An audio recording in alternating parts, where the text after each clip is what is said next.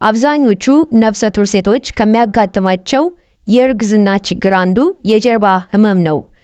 ሰላም ጤና ይስጥልኝ የጤና ላይፍ ቤተሰቦች እንዴት ናችሁ? ለቻናሉ አዲስ ከሆናችሁ ቻናሉን ሰብስክራይብ እና ላይክ አድርጋችሁ ጀምሩት። አሁን በቀጥታ ወደ ጉዳያችን እንገባለን። በእርግዝና ወቅት ለሚከሰት የጀርባ ህመም መንስኤዎቹን በሁለት ከፍለን እናያቸዋለን።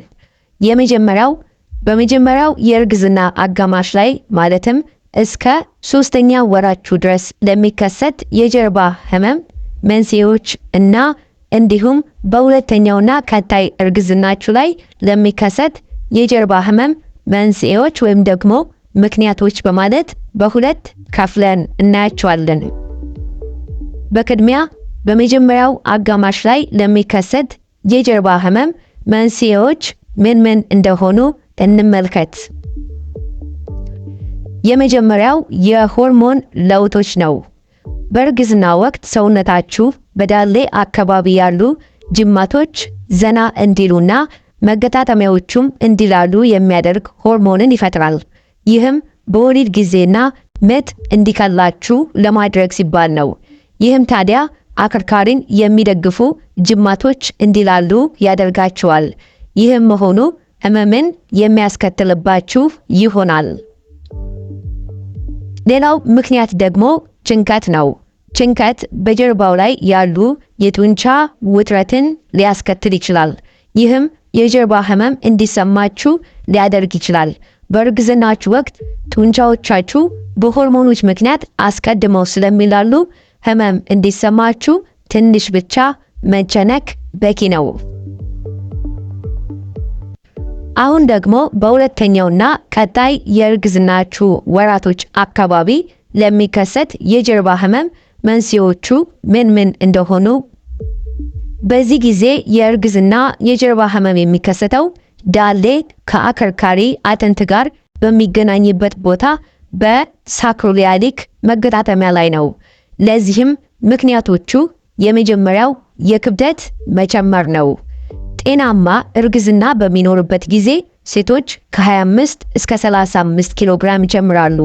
አከርካሪው አጥንትም ይህንን ክብደት መደገፍ አለበት። ያም የታችኛው ጀርባ ህመም ሊያስከትልባችሁ ይችላል።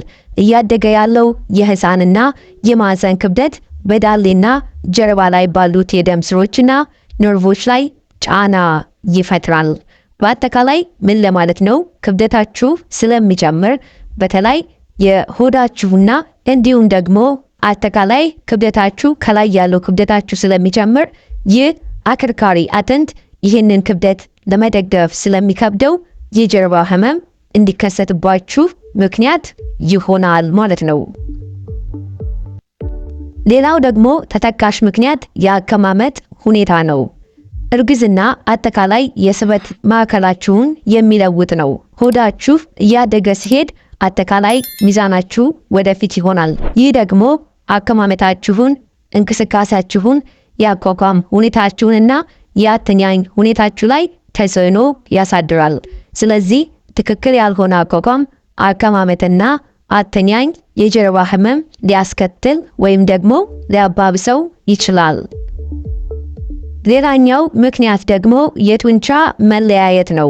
ማህፀን ሲሰፋ ከመቃን ደረት እስከ ብልት አጥንት ድረስ የሚሄዱት ሁለት ትይዩ ጡንቻዎች ከመሃል ሊለያዩ ይችላሉ።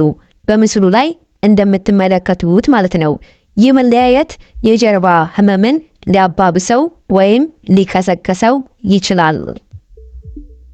እንዲሁም ደግሞ ማህፀን በሚለጠጥበት ወቅት ሆድ አካባቢ የሚገኙ ጡንቻዎች የመለጠጥና ጥንካሬያቸውም ስለሚቀንስ ወገብን መደገፍ ይከብዳቸዋል።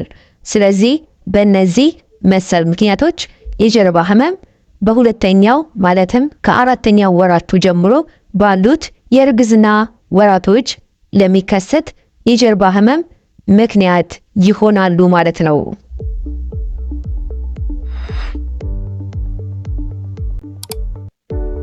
መፍትሄዎቹን ስንመለከት የመጀመሪያው እንቅስቃሴ ማድረግ ነው። እንቅስቃሴ ስንል መደበኛ የአካል ብቃት እንቅስቃሴ ጡንቻዎችን ያጠነክራል። ይህ በአከርካሪ ጡንቻዎች ላይ ያለውን ጫና ሊቀንስ ይችላል።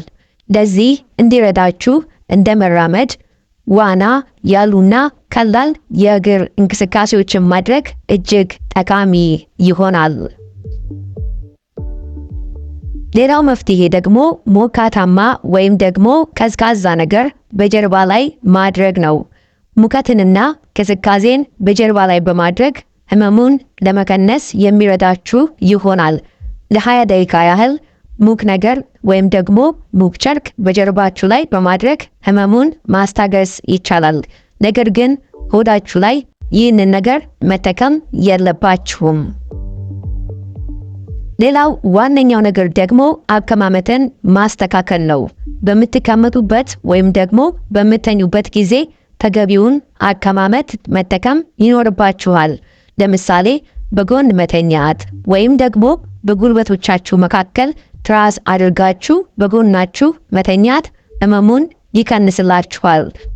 በምትቀመጡበት ሰዓት ደግሞ ለጀርባችሁ ድጋፍ የተጠቀለለ ፎጣ ከጀርባችሁ መጠቀም ይኖርባችኋል።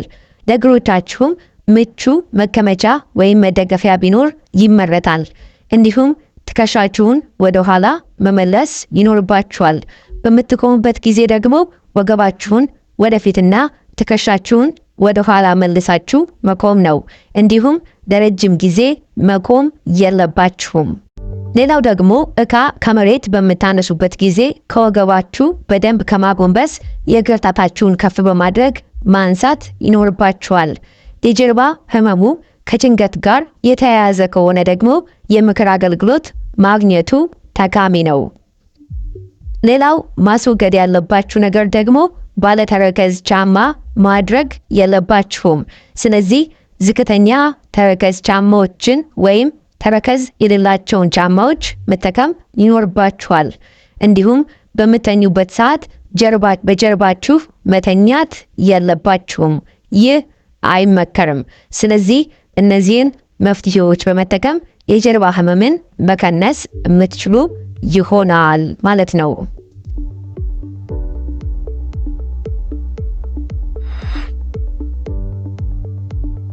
አንዳንድ ጊዜ ደግሞ የጀርባ ህመሙ ከፍተኛ ከሆነ ወይም ደግሞ በአንዳንድ ምክንያቶች የጀርባ ህመሙ በጣም ኢንቴንሲቭ ከሆነ ሐኪም ማማከር ሊኖርባችሁ ይችላል። ይህም ማለት የጀርባ ህመሙ ቀጣይነት ካለው ወይም ደግሞ የማይተዋችሁ ከሆነ፣ ህመሙ በድንገት የሚጀምራችሁ አይነት ህመም ከሆነ፣ እንደ ውጋት አይነት ህመም ከሆነ ማለት ነው። ህመሙ የመሽናት ችግር ከፈጠረባችሁ እነዚህ ምክንያቶች ወይም ደግሞ እነዚህ ምልክቶችን ካያችሁ በአፋጣኝ ሐኪም ማየት ወይም ደግሞ ህክምና ማድረግ ይኖርባችኋል። የህመም ማስታገሻ መድኃኒቶችንም ከመውሰዳችሁ በፊት ስለሚሰማችሁ ህመም ለሐኪም ማሳወቅ ይኖርባችኋል። ምክንያቱም በእርግዝና ወቅት የህመም ማስታገሻ መድኃኒቶችን መውሰድ አይመከርም። ስለዚህ ክቡራን አድማጮች በእነዚህ ጠቃሚና እንዲሁም ደግሞ አስፈላጊ መፍትሄዎች በእርግዝናችሁ ወቅት ለሚከሰትባችሁ የጀርባ ህመም እነዚህን ዘዴዎች በመጠቀም ህመሙን ማስታገስ ይኖርባችኋል። አንዳንድ ጊዜ ደግሞ ህመሙ የከፋና ቅድም የነገርኳችሁ ምልክቶች የሚያሳያችሁም ከሆነ ሐኪም ማየትና ተገቢውን ምርመራ ማድረግ ይኖርባችኋል ማለት ነው። ስለዚህ ክቡራን አድማጮች ለዛሬ የነበረን የጤና ትምህርት ይህን ይመስል ነበረ። በሌላ ጠቃሚና አስተማሪ የጤና ትምህርት እስክንገናኝ ድረስ ቸር ያቆየን። ቻው።